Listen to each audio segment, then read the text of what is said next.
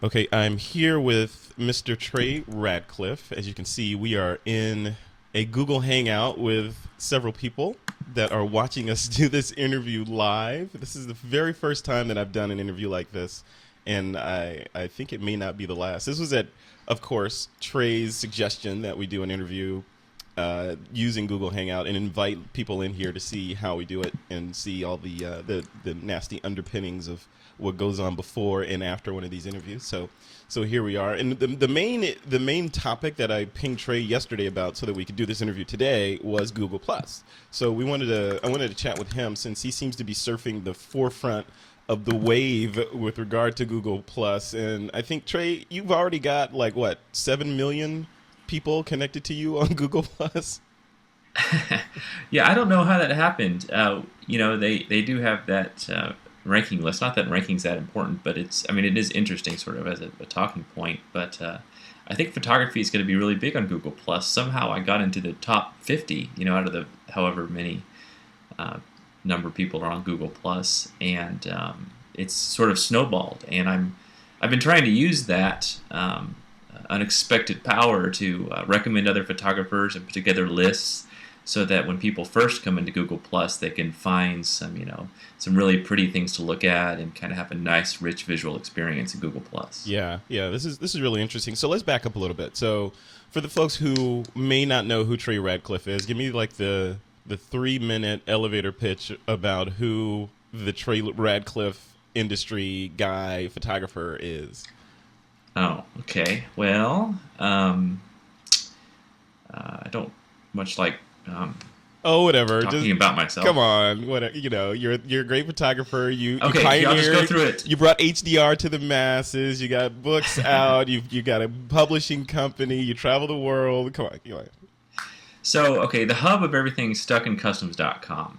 That is the main blog. It's a travel photography blog. Every day I put up a new photo. We just reached a point where we get about 175,000 views per day. So from that sort of core, we have launched all these various ancillary activities.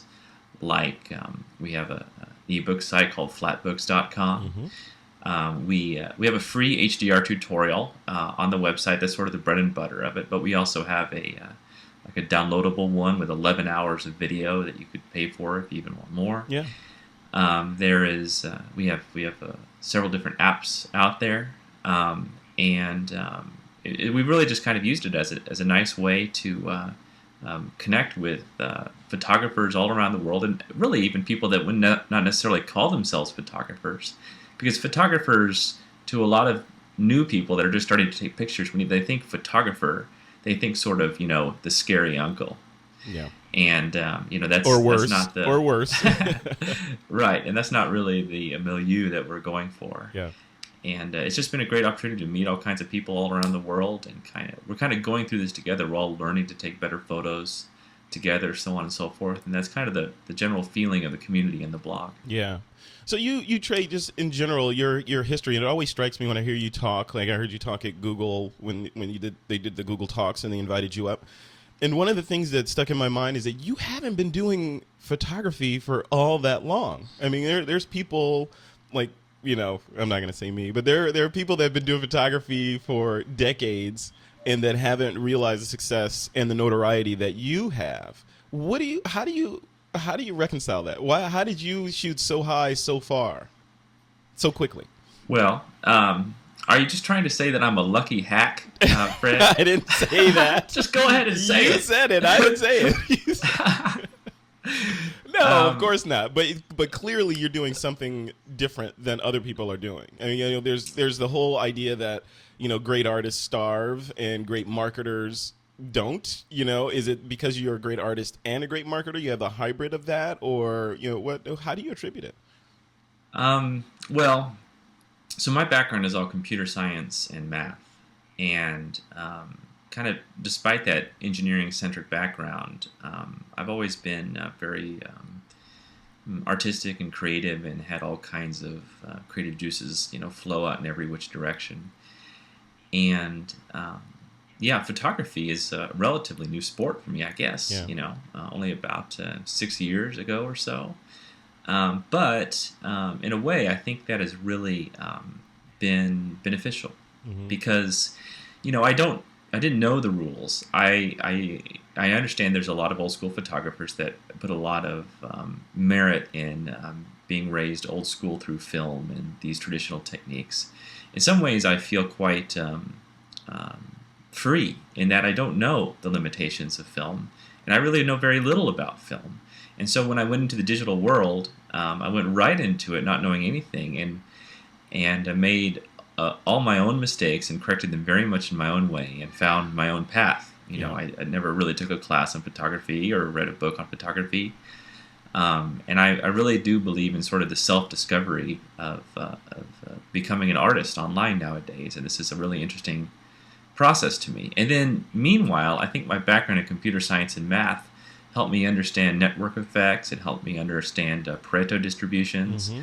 It helped me understand how and why to connect to people online because, I don't do it just for, marketing and these blind self-promotional purposes. I get as much out of talking with the community as they get from me. So it's Hmm. a completely mutual thing. I don't think, oh my gosh, I got to go spend 2 hours, marketing myself today.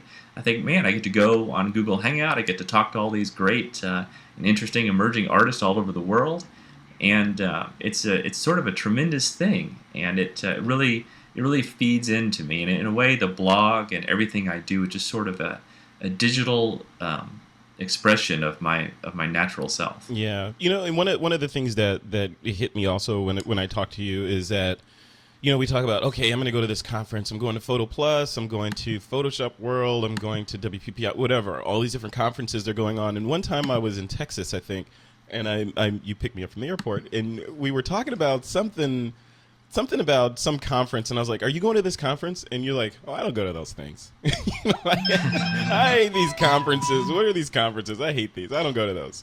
Well, I'm not. Explain that. So Why don't you go to I'm not as. conferences? My reaction wasn't quite as vitriolic and derisive as you're making it sound. It was more like I just have never been to a conference. I've never been to a photography conference, and people always ask me if I know certain photographers, so on and so forth, and often I don't. I'm in my own world, and I think that there is something to this in that, as I'm obviously very independent-minded, but I think a lot of photographers are very independent-minded. And maybe I shouldn't say anything against conferences because it is a very big industry and there's a lot of people that depend on them and a lot of people that really enjoy them and they go there to see their friends. And I understand all these reasons to go to conferences. However, one of my reasons for not going is that I feel like if you get into this, I keep getting phone calls, I'm sorry.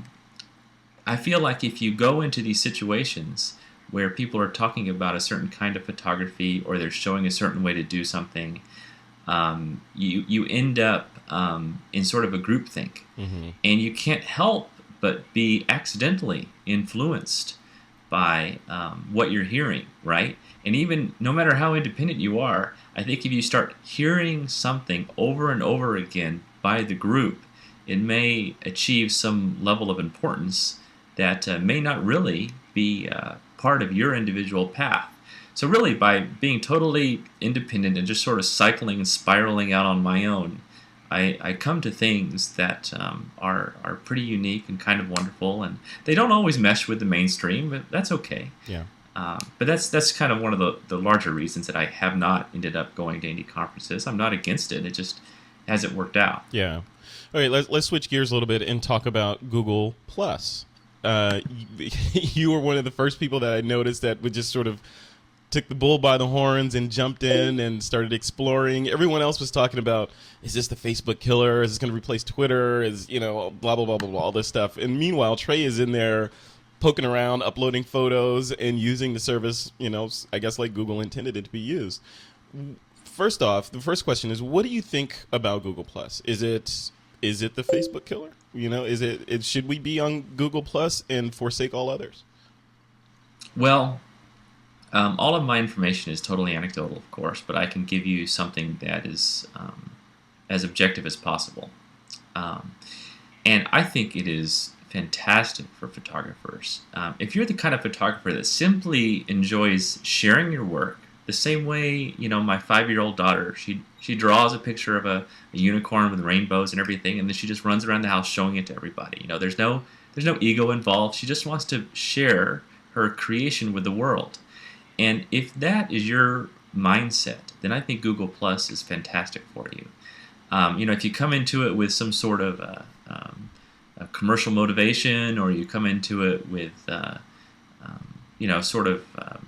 impure premises, then it may not eventuate into the world that you want it to become. Mm-hmm. But so far, what I see is when I put photos up, I get an incredible level of user engagement. And I haven't seen that anyplace else. It's not just me, it's other photographers as well.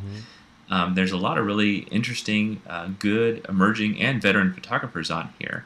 And I'm not sure exactly what it is or why it is, but I get so many comments so quickly, and it completely swamps my Facebook fan page, where we have about 20,000 fans, or whatever they're called. Mm-hmm. And then on Twitter, I think I have about 25,000 followers, like with the right kind of ratio, so on and so forth.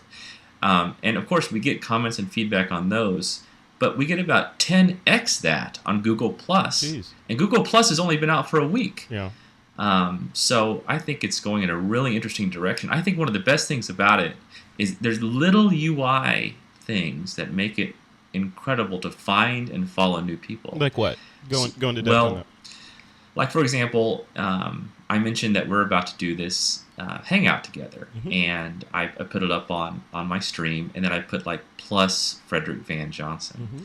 And so people can just hover over that with their mouse and put you into a circle right away. They might not know who you are for sure. You might just sort of be an acquaintance. You might not have been upgraded to friend yet, or intense follower, or whatever.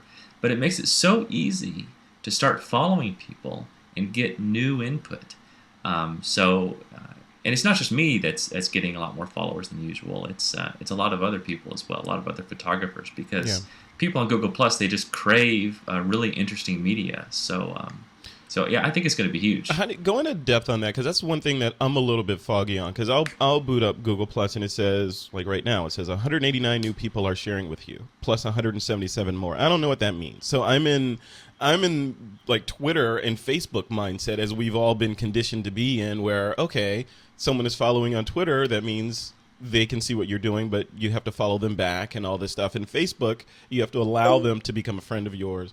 What's a friend? What's a family? What's a circle? Go into that a little deeper. Oh, sure. Yeah, I'm happy to discuss the basics, because it is a little bit of a new paradigm. It is, yeah. It's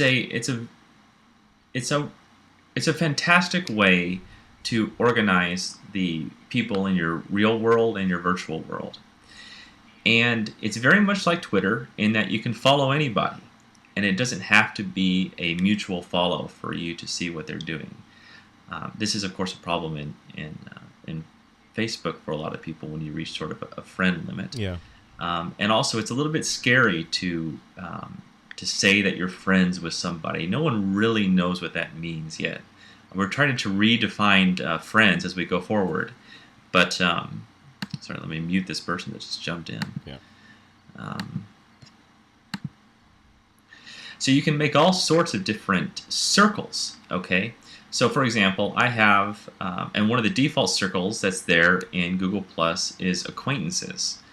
So these are people that I might have just loosely met, or someone that I've kind of seen online and I think is interesting, and I kind of want to check them out for a while. Mm-hmm. Then I have another circle called friends, and these are people that basically would pick me up from the airport if I asked them to. Yeah, okay? Yeah. That's what I call a friend, someone that would actually pick me up. Yep. And someone that I would pick up.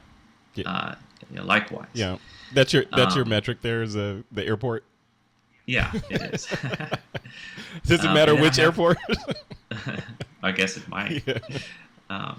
And then I have another circle called family. Mm-hmm. And so whenever I share something, you can choose which circle it's going to go to. Is this going to go to friends? Is it going to go to public, everybody in the world? Is it just going to go to family? And the nature of putting people into these circles is a very fun thing. You kind of pick them up in this fun little GUI, and you drop them into this little Yeah. circle, and it's really kind of cool, and it's satisfying, and there's something very nice about it. It's hard to put my finger on, but I think that's the nature of something fun. Yeah. You can't describe why it's fun; it just is. Yeah. Do you think not, I know the service is a week old, so it's hard to draw any vectors of where it's going to be and its successes and all that. But do you think Google, in terms of overall UI, I think, in my opinion, Google Plus sort of says, okay, Google doesn't. Before everyone was saying Google has no idea what UI is. They're a company that's run by engineers, and it shows in their products. Google Plus is sort of shaking that up a little bit and showing that, they can actually make a pleasant, easy to use, inviting UI. Do you think Google is now leading in terms of like UI with regard to social networking? Because you look at Twitter and Facebook, and we're used to those. This is something completely new. Yeah, it's a very clever evolution what they've done here, because pretty much all the hardcore Twitter users and all the hardcore Facebook users, they are finding this to be a more satisfying user interface. Yeah. And I think part of it is, and it kind of struck me the other day, is that I don't have a wall that people can paste to. Like that they can they can invite me to a group, or, I don't see these game updates, so on and so forth. And so that element of it is much nicer than Facebook. The element of it that's much nicer than Twitter, I think, is that there's rich media that comes into the stream rather than just this matrix of bit.ly links, right? Mm-hmm. Which you're very reticent to click on. I mean, we're all so busy. Even if someone I'm particularly interested in puts a bit.ly link in Twitter, I'm like, all right, am I going to spend 10 seconds of my life to go click on this link? Yeah. I mean, isn't that sad that we're like, oh my gosh, I'm not going to click on this guy's link that I actually chose to follow. Right. But when an image or a video shows up, just flowing into your Google Plus stream, it's very nice. It's a much more human way to do it, because we are visual creatures, and we like to see things other than just this stream of matrix text flying by our eyes. Yeah, absolutely. All right, let's just switch it to photography, right? Picasa, which seems to, at least from my perspective, having been a Lightroom guy, and I share stuff up on .Mac, I use SmugMug, all this stuff, but Picasa reemerged. It was like when I started playing with Google Plus, it was like, oh, Picasa, I remember you. It was Periscope up. Is Picasa back on the scene now because of Google Plus? And are you diving in? Because I noticed you have a gazillion great photos on there now. Yes, but I think that we have the current implementation is totally inchoate. We're going to see something else come along soon. I think that Picasa is going away and it's becoming Google Photos, and they're going to change around the UI a little bit. Because it is a little bit of a pain, isn't it, for us photographers I feel like I spend a good portion of my day just moving digital assets around the internet. Yeah. And it seems a little bit silly in a way.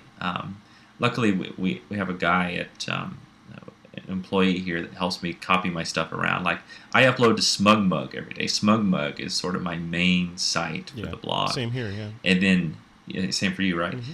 And then so then he goes and he copies it over to Flickr and he tags everything.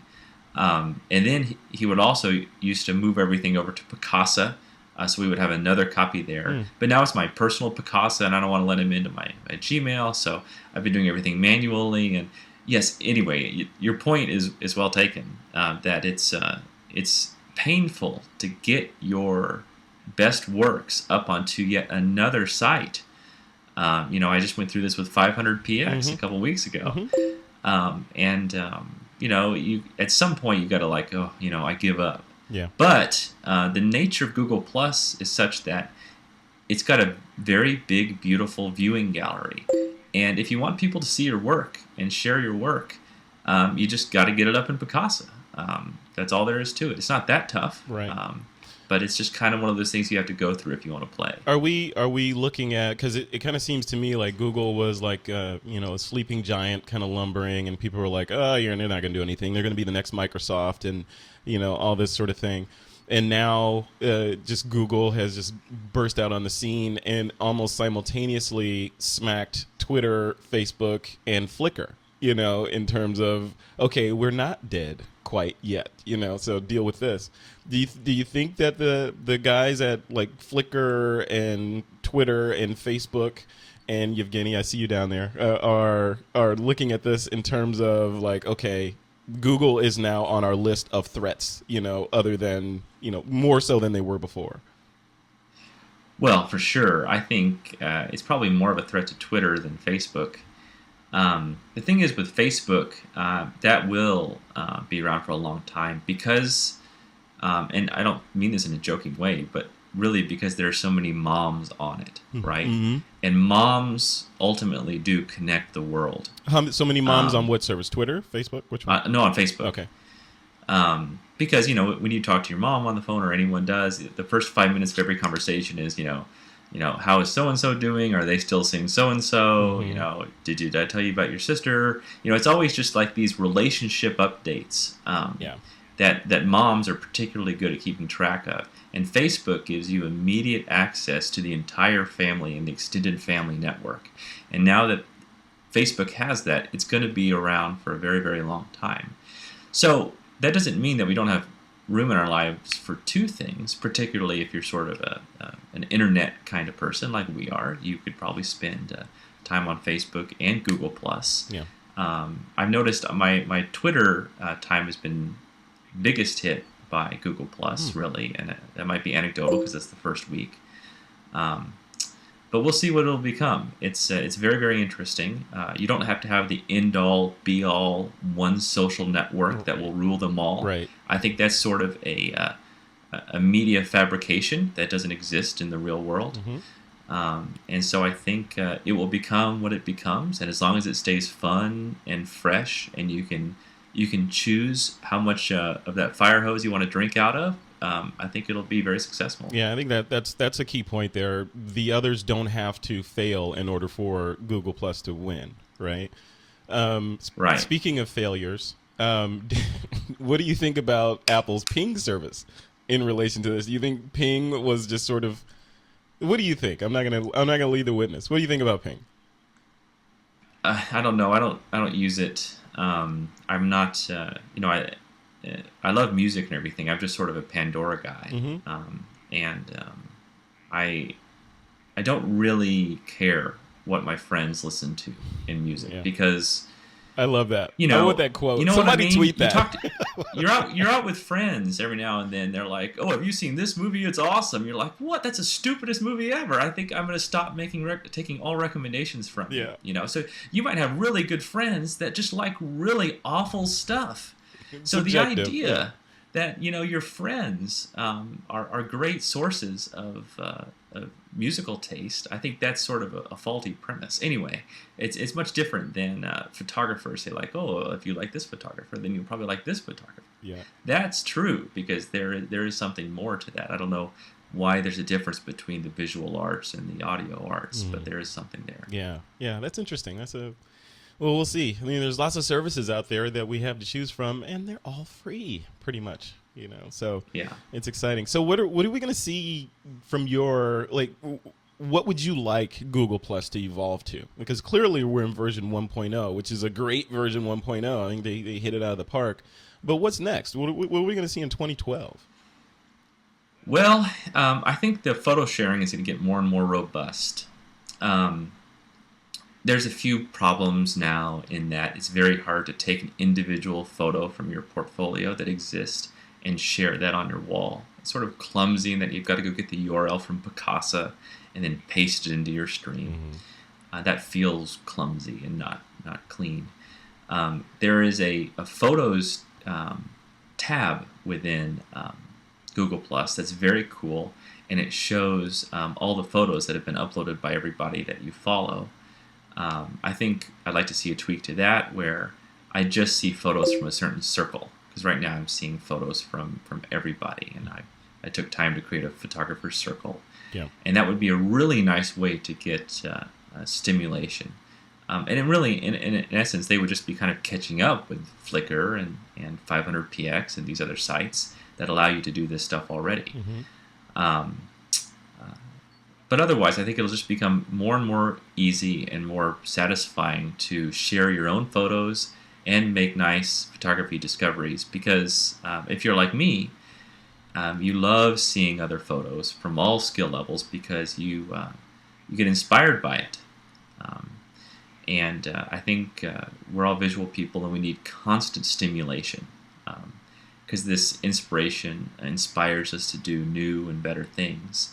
And so all these tools that are out there now to help speed the velocity of this inspiration, like Google Plus, I think this is trending in the right direction, and it's going to keep going and just get better and better. I really do try to be objective about it. Obviously, I'm excited about it because it's the first week and so on and so forth. But just because something's new doesn't mean you're excited about it. We see new stuff all the time. Every day, You're constantly deluged with new products. Yeah. I know I am. Yeah. People are always pitching me on stuff. People are always pitching you on stuff. Yep. And just because it's new doesn't mean we like it. There's got to be a certain je ne sais quoi there. Yeah. Something that really feels right and is somewhat elusive.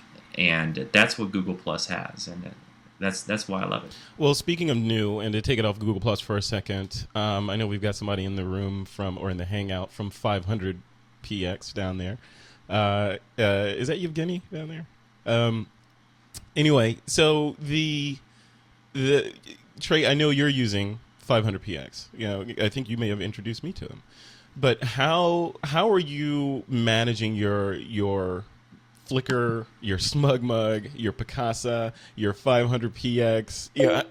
How does all this stuff come together in your world? Or do you just hire somebody to just distribute everything? Well, yeah, we do have a big team here at Stuck in Customs that helps me out. I'm just the tip of the iceberg. I'm the only one that you see, but I really thank everybody that's around here. It really makes my life easier.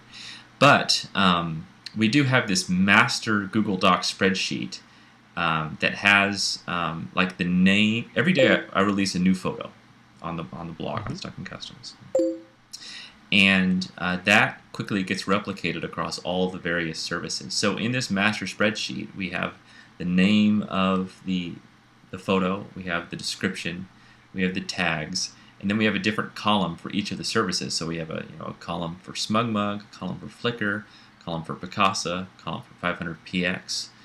And, it's just sort of a never-ending Sisyphusian spreadsheet. But that's how things go. And it seems to work out pretty well. Yeah. It's not the best system. So one of your assistants takes that spreadsheet or looks at it and says, okay, this image on, the 12th of July goes to these 4 services, and these are the different resolutions that are optimal for these services, and I need to upload it at this particular time. Go. Rinse and repeat every day. That's right. Yeah, we have a nice little logistical system that we're constantly tweaking. There's no right way to do it, of course, because this is the wild, wild west of digital asset management across various clouds. Yeah. Right? You're not just dealing with one cloud, you're dealing with 4 clouds. And how do you manage all that and keep track of it? It's not easy, I'll tell you. But we're learning as we go, and it's you kind of, in a way, you almost have to have the right attitude when you approach it. I'm going to tackle this problem. I'm going to roll over it. I'm going to have fun with it.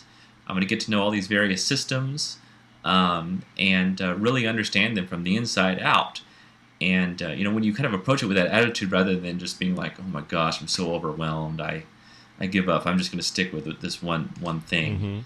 I understand how hard it can be, but we try to have a really good attitude about it. And, we're a team and we're sharing, and we get as much out of this as other people. So the more you put into it, the more you get out of it. Yeah. And really, the internet needs to know about you as a person and as an artist.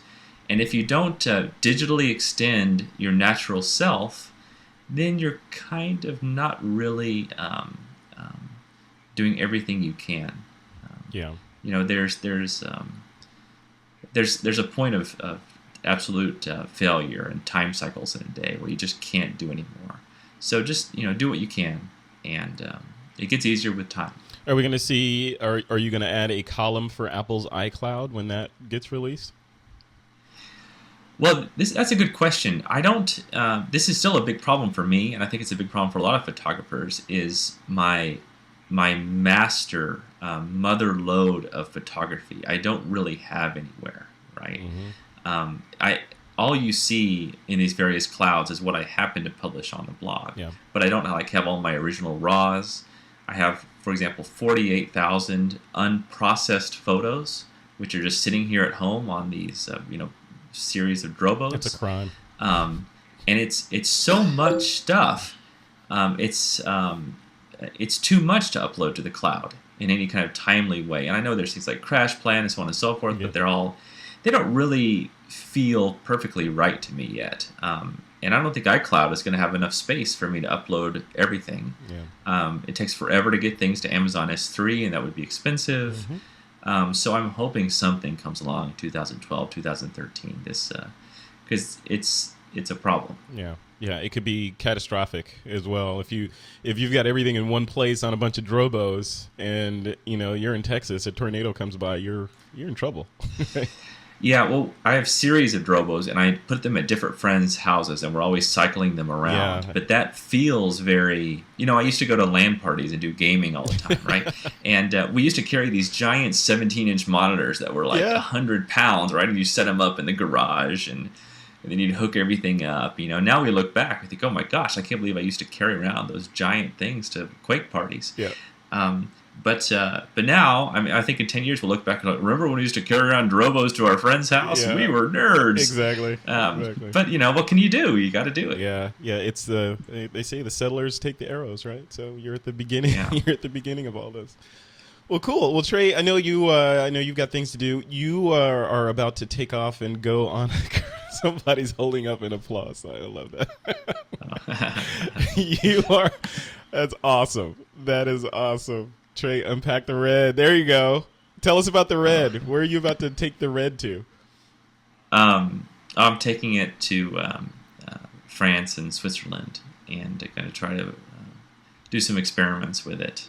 Well, tell us what the red. For the people who don't know what a red is, what's the red? Well, Red is a company that makes these really kind of cutting edge cameras. Yeah. And they just came out with a new one called the Red Epic. And it takes extremely high resolution digital media at very high frame rates. Yeah. And like James Cameron just ordered 50 of them to film the new Avatar. Peter Jackson got like 30 of them for The Hobbit. And so in a way it can be used for film, right? Yeah. It can film all the way up to 300 frames per second. Or it can be used for photography. And I think, this is a whole other topic, but I think that we're going in a direction where you no longer take a bunch of photos, right? But I think you take 2 or 3 seconds of video, and then you go through there and you pop out the hero frame, which is a raw file, and then you process that. Because, if you really look at the trajectory of things, the thing is that cameras get faster and faster. One of the primary things people wonder about is how many frames per second can your Nikon D3S shoot? And you look at model shoots and so on and so forth, and they're just clicking like crazy, right? Because they want to get as many frames as possible. So why not just take in 96 frames per second? If 10 frames per second isn't enough, why not go 96 frames per second? And just tell the model to move. It's a totally different way. Right, yeah, just jostle around and I'll get something. But it's but of course that has big effects on lighting. It has huge effects on workflow, storage. Yeah, everything is changing. So that's about half the reason I have this, is because it's so uncomfortable, and it feels like the direction things are going, and I want to experiment to try different things. So that's part of the impetus for getting this. So you're going to take beast. that. You're going to hop on a plane in a little bit and take that to France with you. Are we going to see some more stuck in motion type experiments since you have such obscenely high frame rates? Probably so. We'll get on the Parisian subways, and we're taking trains all over Switzerland and everything. So we might get some of that footage. And really, frankly, I don't know what I'm doing. That's another tweet right there. Perfect. But I'm very comfortable in this space of not knowing where I'm going, and actually being incredibly uncomfortable and not having a total command of your environment and kind of rolling with it. I think that's an important place for people to be as artists. And it was, frankly, I was a little that way when I got my first like big camera. When I got the D2X, I really only understood about a very small percentage of what I was getting into. Since then I now have a D3X, a D3S, and not that I have mastered this high-end Nikon stuff by any means, but I do feel extremely comfortable with these cameras. They are really just natural biomechanical extensions of my arm and my spirit. I love it. So I feel very comfortable with them. Now, this new Red Epic, I do not feel comfortable with at all. But I think the process of us getting to know each other is going to be very interesting artistically. Well, they say, for you to really get to know somebody, you have to travel with them. So you're taking on a trip.